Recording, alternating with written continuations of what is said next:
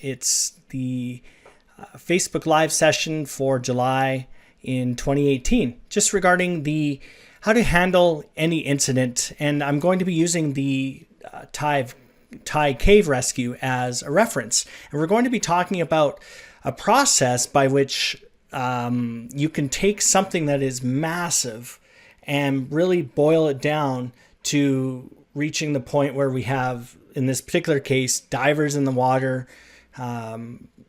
air tanks being shuttled back and forth, rope run out, pumps in place, media relations, all sorts of things, all starting from a brainstorming session and progressing through to the point where they are actually now, as I said, getting down into the tactical level of who's doing what at what time. So that's what we're going to be talking about here.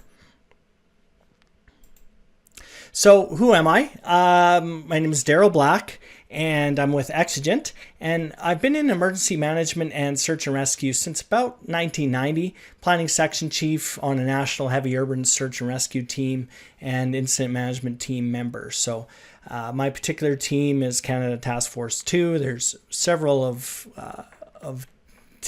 those types of teams across the country. So that is my experience. And I'm a leadership facilitator in Canada, the US, Australia, and New Zealand with partners, mission-centered solutions on stateside in particular. And I'm an instant command system instructor. And I also teach emergency management in general, things like EOC operations and so on and so forth. There's a long story behind why everyone has a goatee in that particular picture, but this is from High River, and that's okay. There is a backstory, but perhaps another time. So at the end of this, in this particular case, it's a replay. You'll have familiarity with a proven, practical, and repeatable method to deal with incidents small to large. So what we'll talk about here is a process that similar process to what they likely went through in Thailand around the cave rescue. But what we're going to talk about is that process applying to a small incident and all the way up to, say, the Thai cave rescue or even Fort McMurray wildfire or the floods or any type of disaster, man-made or natural, something like that. So how did they get from the point they had they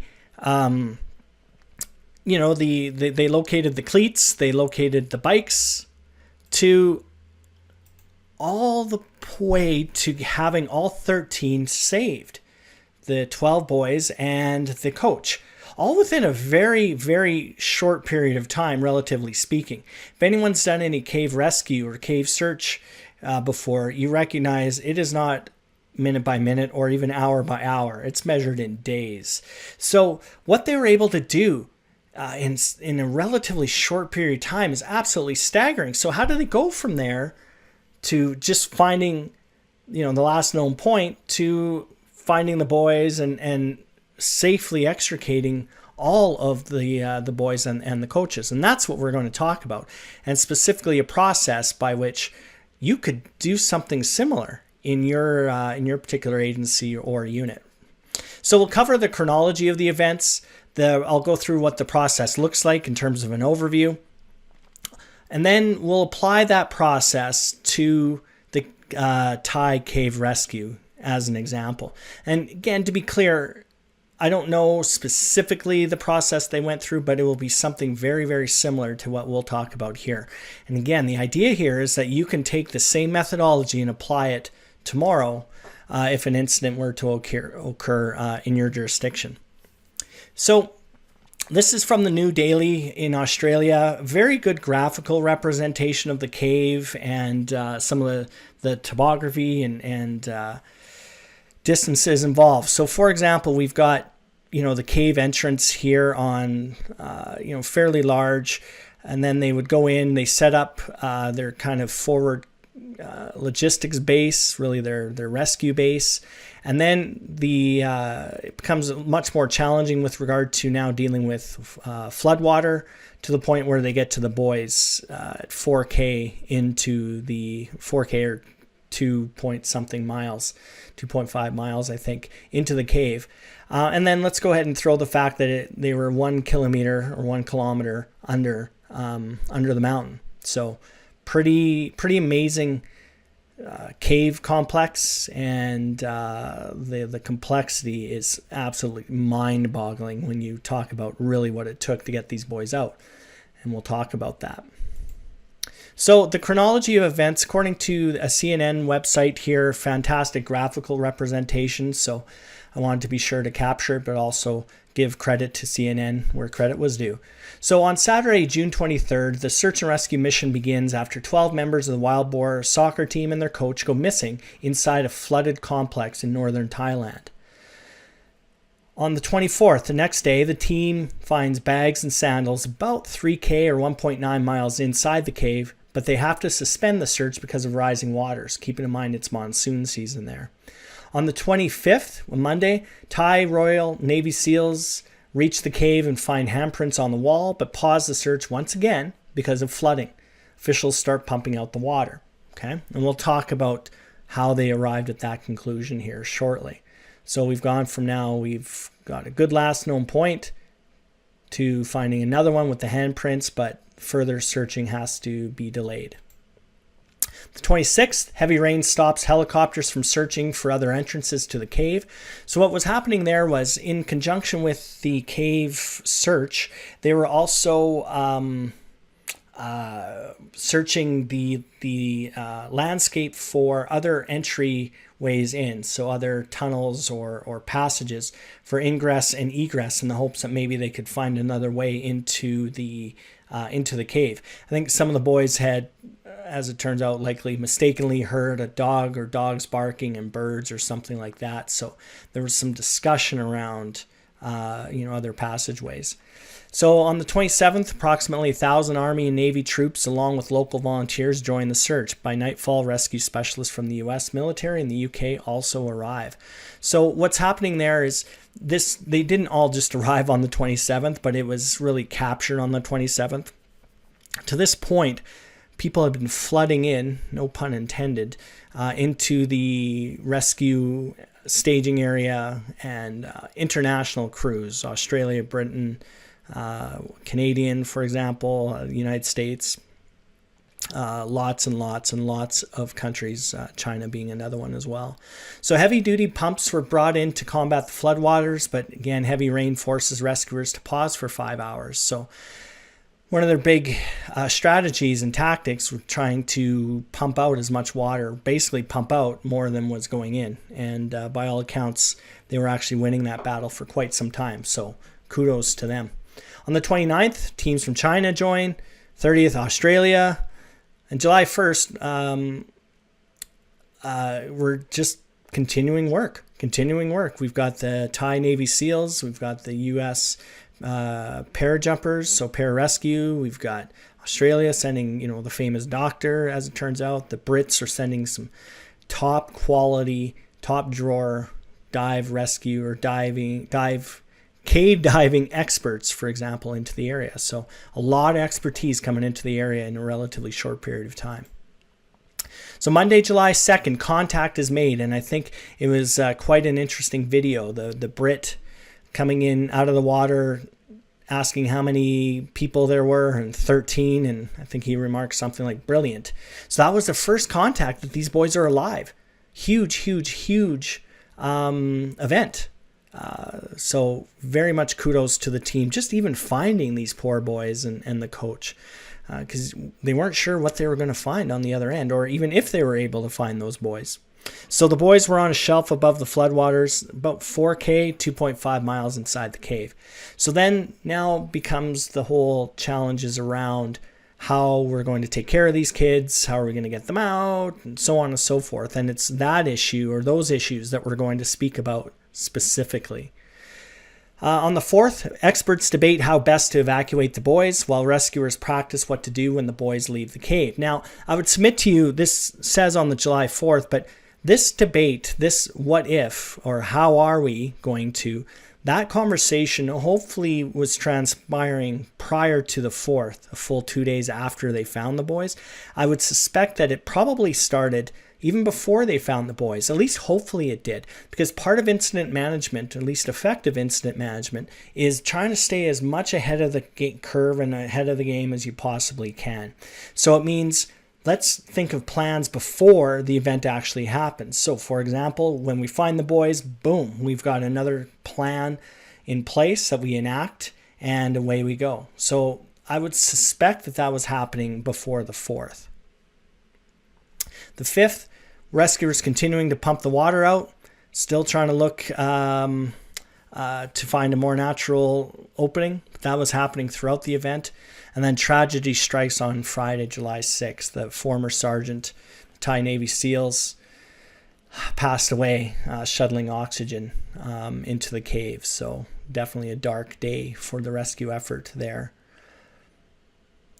Saturday, July 7th, rescuers raced to continue to beat the forecast. So they had meteorology on site and those sorts of things, really trying to beat Mother Nature, trying to pump out more water than is going in, basically is what's happening there.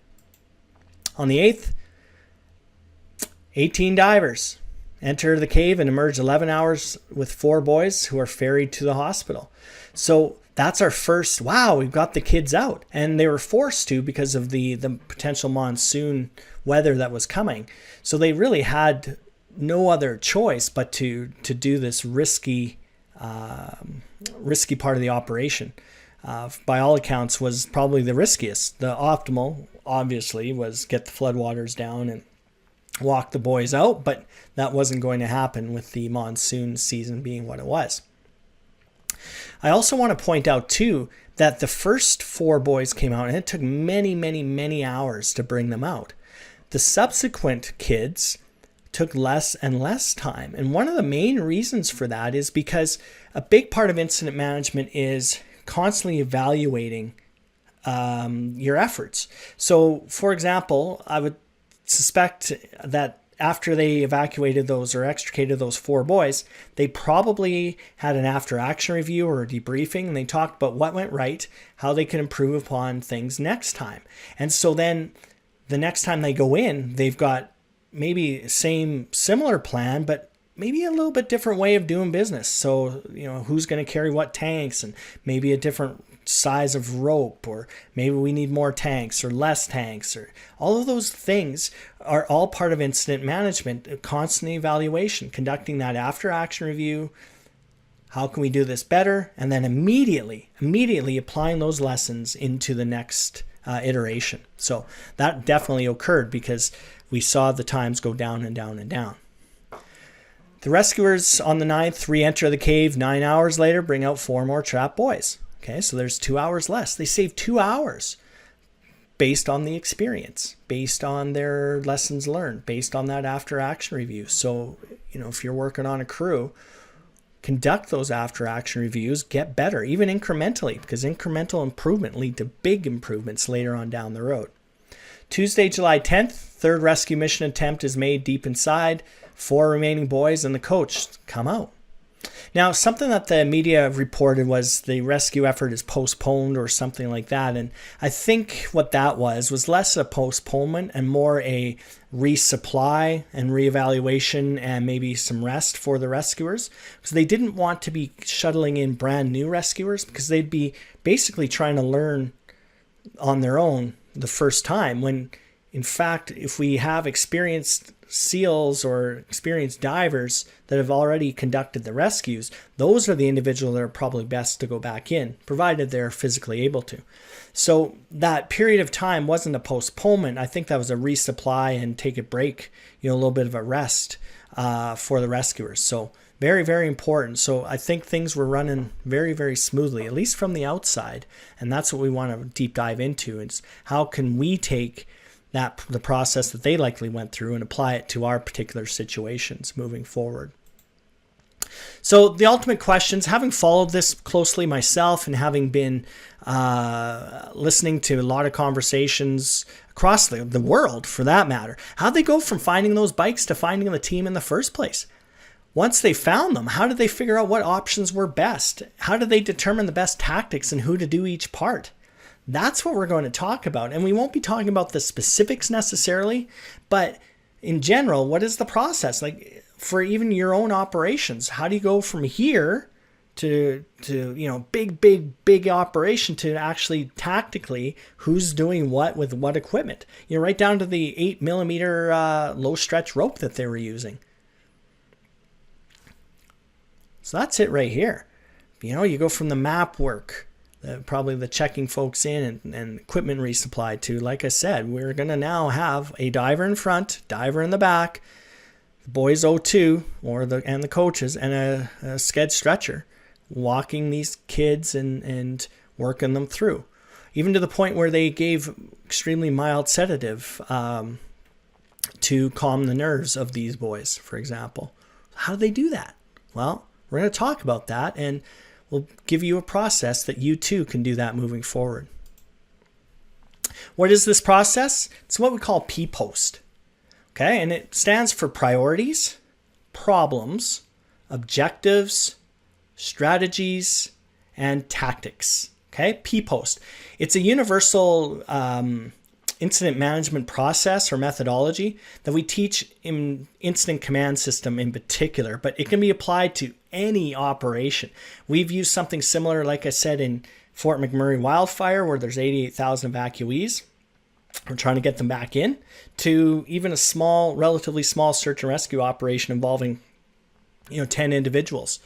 Literally, this is the process, and I would encourage you to learn this and spread the word, because it is very straightforward and really, really hones in our efforts. And how does it do that? We'll talk about it. So the priorities are life safety, incident stabilization, property and environment conservation, typically. Okay, there are some nuances with those priorities, but suffice to say, I think life safety is always the number one priority, that you will not get an argument from very many people, if anyone. The life safety is always a priority.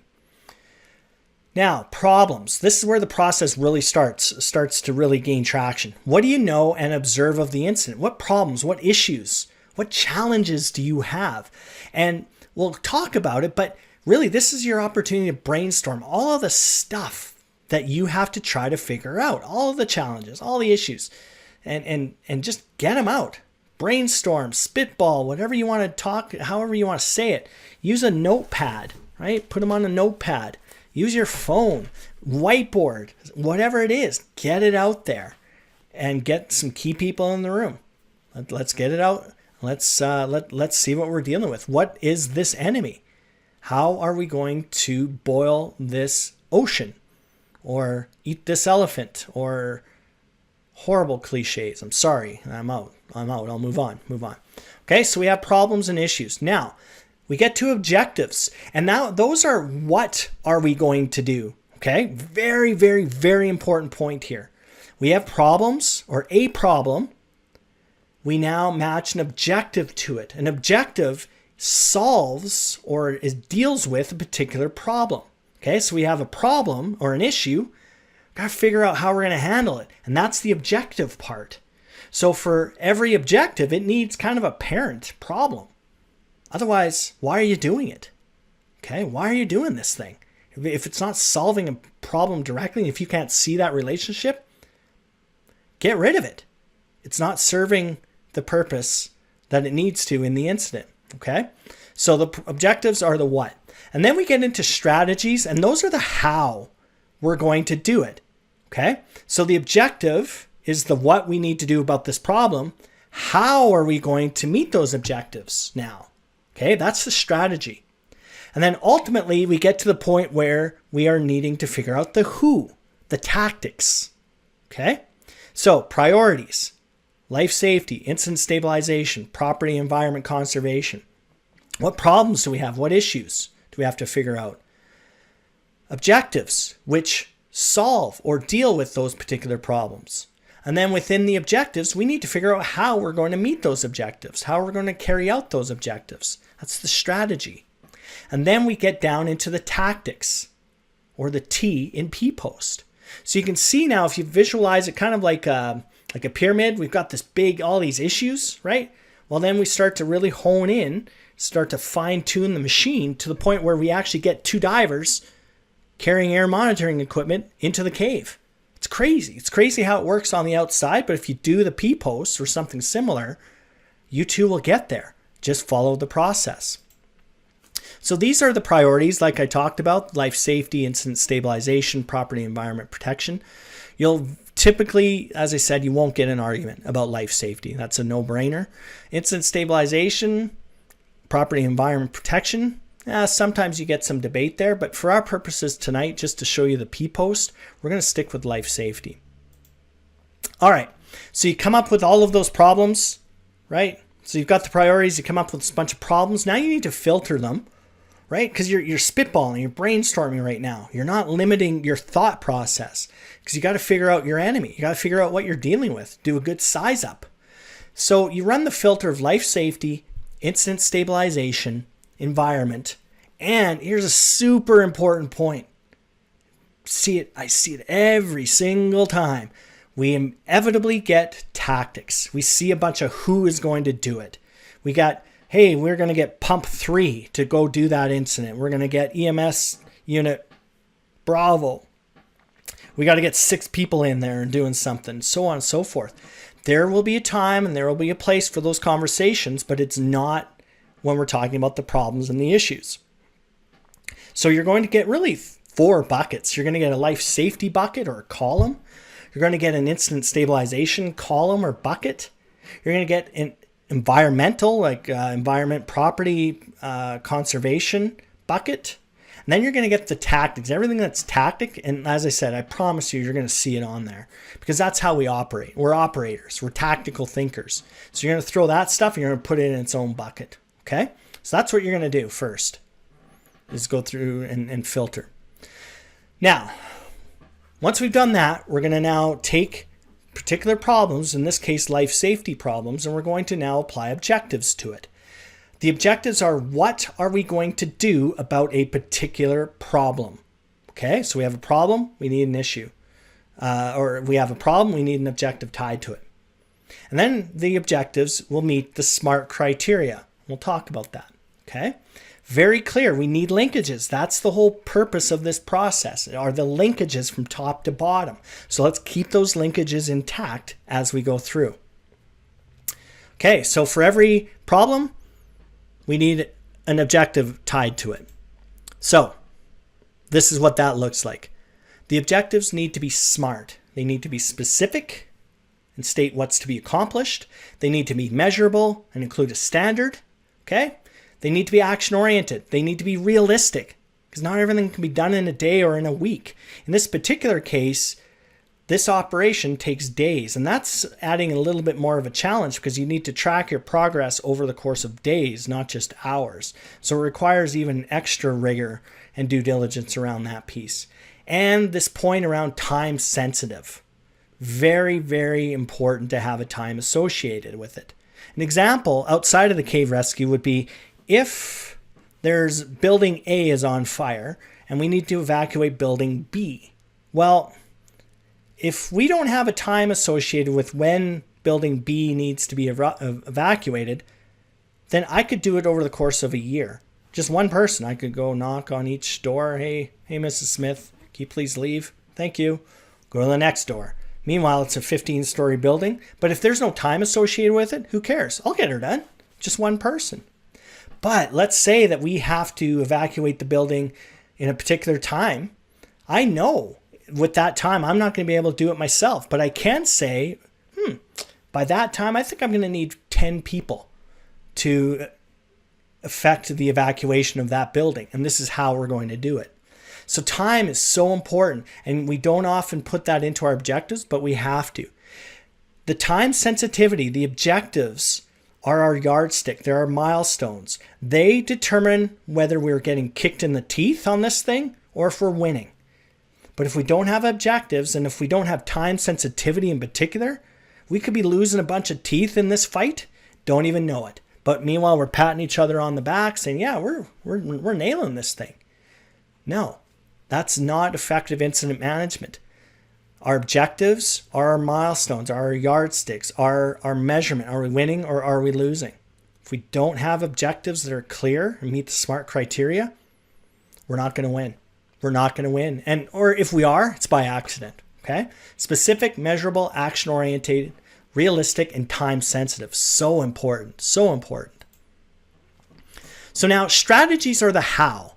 So if you're in a conversation and you get confused about an objective or strategy, if the conversation revolves around a how something will be done, that will be your red flag for that's a strategy. Okay. And so if we're talking about objectives, we don't talk about how yet. So let's table that. Let's cut that out of the conversation. Okay. Because otherwise we're going to get too far into the weeds and we're going to lose the big picture. That's a major problem because we are the management team. Okay. We're not actually necessarily doing every single job. Our job is to keep our headlights looking far down the highway, our blinders off, big picture stuff. Let's talk about objectives. And then the strategies are the how we will meet those objectives. As I said, we'll deal with that in this Thai cave rescue, for example, shortly. Tactics now are the who. Okay? So if you start hearing the who, that is a tactic. So we've gone from, if you remember, priorities, our problems, we have objectives now. We've got to come up with some strategies to meet those objectives. And within each of those strategies now will be tactics. And that is where the conversation can finally revolve around the who. But we typically will start with the who and then just stay small picture the entire time. That's a problem for us. Okay. So tactics are the who. That's the last piece of the puzzle. So let's apply this now to the Thai cave rescue. Okay. All right. Let's do this. Without knowing the exact details, but I can surmise just based on my own experience in working with big events and small events, I've got 14 kind of problems or issues and then brainstorming. So we've got things like decreasing oxygen in the cave, waste management, reintegration into society, the boys can't swim, psychological impact short-term, rising water levels in the cave, psychological impact long-term, infection, so cave disease, finance and admin, malnutrition, media relations is a problem, family relations is an issue, quarantine at the hospital is a problem, how do we transport the kids once they're extricated? These are most of them. There's probably quite a few, or there are at least a few others I missed. But this gives you an idea of the start of the process. Now, herein lies your challenge. All of these issues and problems are important. All of them are important. Family relations. I'm not going to tell somebody that, no, it's okay. Screw the family. Let's not worry about that. We got a rescue to do. No, family relations is critical. So is media relations. So is figuring out who's going to pay for this stuff. So is what's going to happen at the hospital. But you know what? So is decreasing oxygen in the cave. So is the boys can't swim, waste management, rising water.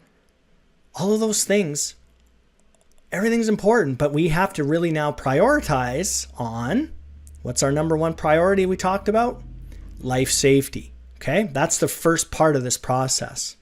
So what does that look like? Well, I've taken the 14 and I've boiled them down to 5 now. So we're going to walk through this process from start to finish and see the linkages. And again, the key points are the linkages. That's what's really important. This alignment of how we get people in the water needs to be linked to what problem they're trying to solve, what kind of issue, what objective they're meeting. Okay, so let's walk through that. So we've got the problem, decreasing oxygen in the cave. Now we've got an objective, a SMART objective. By 1200 hours, July 2nd, have completed an assessment on oxygen levels and impacts in the cave. Now I don't know about the exact time, okay, but just work with me from the example. So that's an objective. It meets the SMART criteria, and see, it's tied directly to the problem of decreasing oxygen in the cave. So now we get into the strategy or the how we're going to do it. So now this is where operations steps in, okay? So we've got a couple ways we can do this, a couple of strategies. We're going to possibly place air monitoring equipment in the cave. So we're going to get portable air monitoring detectors and shuttle them or ferry them into the cave, and they're going to monitor O2 and other air particulates. Okay, perfect. The other thing we're going to do to meet that objective, the other strategy, is we're going to have a physician assess the team for hypoxia. So what we're doing here so far is we're really getting a current state. What is this enemy? What's the nature of the problem? We know that there's decreasing oxygen, but we don't know the really scope of it. So to manage that, We're going to have an assessment completed. The strategies will be place air monitoring equipment in the cave and have a physician assess the team for hypoxia. Those are the two strategies. Those are the two how we're going to do that. Now we get into the tactics. How do we get the folks in the wetsuits actually now tied in to this whole process? Well, for each strategy, we're going to have tactics, or we're going to have a who is going to be working. So in this particular case, a couple of two tie seals. So we're going to assign names and we're going to assign a team designation to them. We'll carry in and set up two whatever models they used, I'm not sure, into the cave. Okay, so that's the tactic. So see the linkage? Decreasing oxygen in the cave now ties directly into, we got a couple of seals going in with a couple of air monitoring units. That's the linkage. All right, so now the other tactic that we need to figure out, or the other strategy we need to figure out how to carry it out, is the one diving physician and one tie seal. Again, they're going to have names, they're going to have a team designation, will gain access and assess the team. So see how that works? So now we get to the point where we've brainstormed against on a whiteboard or the side of a vehicle or on a notepad, something like that, to now we've got particular tactics and personnel assigned to carry those types of things out. It's fantastic when those linkages come into play. If you've got tactics, if you've got people doing things that aren't tied to a problem or an objective, why are they doing it? They shouldn't be, okay? That's the point. So that's how you can really start to coordinate a large incident. Now, another point is logistics will fulfill the requirements set forth by the operations. They are getting the stuff to support operations. So the air monitoring equipment, it's not up to the two Thai Navy SEALs to get it. It's up to logistics to procure that. So operations supplies a list of stuff that they need.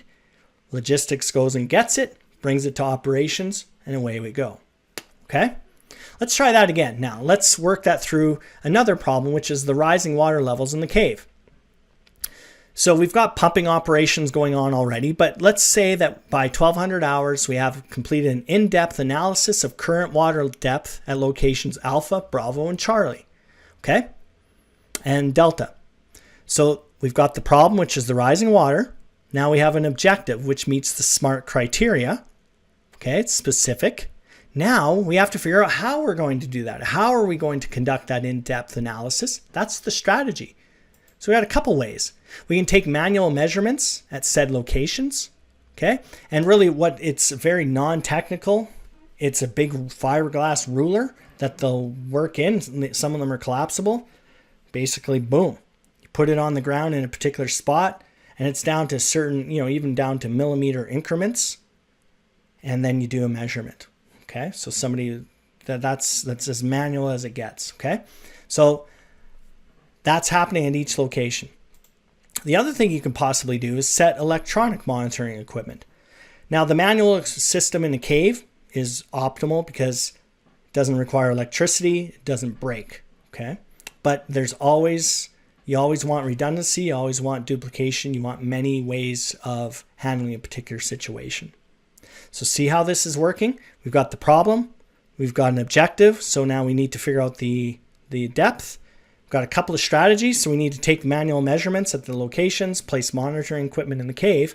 Now we get into, finally, who will actually do it? The tactics. Okay, in this case, 2 Thai SEALs conduct measurements at location A.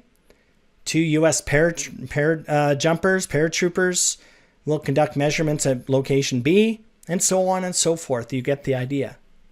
So when those 2 PJs go into the water, why are they there? Why are they doing what they're doing? Because they're tied to that problem and they're meeting the objective of have completed an in-depth analysis of current water depth at those locations. See how that works? You do the same thing with waste management. You do the same thing with inadequate nutrition. You do the same thing for psychological impacts. You do the same thing for family relations, so on and so forth. So this is happening across the entire incident by many, many different people. But how do you get 1,000 people all working in the same direction? Strong objectives tied into particular issues or problems. Okay, there's that linkage. So when I go and talk to those PJs, as I said, or I go in and I talk to that diving physician, in theory, he or she would know what objective they're meeting. Okay, or at least somebody in that chain of command needs to and will. Okay, that way they're not just doing random shit. They're going and doing jobs that are particular to a specific objective. All right. So, key point here is as this is going on, there's a constant evaluation and monitoring against those objectives from the resources into the management team. So when those Thai Navy SEALs leave the cave, or when they're in the cave, if they're communicating back, they are constantly updating their chain of command, which is the incident management team, how they're doing against that objective. Remember that one of being able to get electronic air monitoring into the cave for the oxygen? Well, we said it would be done by 12, but maybe they're not able to get there until 1300 hours, for example. So it's a delay of an hour. Well, they communicate that back as quickly as they can. As soon as they know they're not able to meet that objective, by the way, they're going to know the objective, remember? Because it's tied together. So you're going to tell them, hey, here's our objective by noon. We need that monitoring equipment in place. If they're not able to do it, they communicate that back. We've got a couple of options as the management team. We can reevaluate the timeline of the objective. So in this case, it was noon. We could say, well, when do they think they will be able to get it? The answer could be, well, they think maybe by 1300. It's going to take them an extra hour. Well, we made the email as a management team to say, yeah, okay, that's acceptable. Okay. Or if it's not, we may decide to crash resources at it. Okay, now in this particular case, there's only so many resources you could bring to bear on that particular problem. But in general, maybe if we go back to that evacuation of a building, if we're not able to evacuate it by, I don't know, let's say in 2 hours, so 9:30, 21:30, we get a report back from the team leader that's doing that evacuation saying, hey, we're not going to be able to do this in time. Well, then what we can do is we can crash resources. We can take people and stuff from other places, other objectives, doing other tasks, and send them to evacuate that building. The only way we know that is if we have an objective and we're monitoring against it. We're evaluating. And every time there's a change in this plan or in this operation, we go back and we reevaluate what it means. Does it impact our problems, our issues? Does it solve any automatically? Or does it have some more? Does it add some? That's the job of incident management and incident managers. Constant evaluation, linking the entire operation from top to bottom. If you're doing your job effectively, there will be very little wasted movement, wasted logistics, a lot of efficiency and effectiveness throughout the entire team. All right, so next steps. Like our Facebook page, like really, like our page, like go down and click the whatever that thing is, the little thumbs up. Like us right now. I'll wait. Perfect, thank you. You can check out our website, exigentinc.ca, and we've got a bunch of online courses coming out or have. And oh man, we're so busy and so blessed to be busy, providing as much value as we possibly can. So I was so busy, I wasn't even able to properly spell check the check out. So you can check OIT, the Academy, if that is better for you. And if you have any questions, here's an email address for you. But in the meantime then, thank you for watching.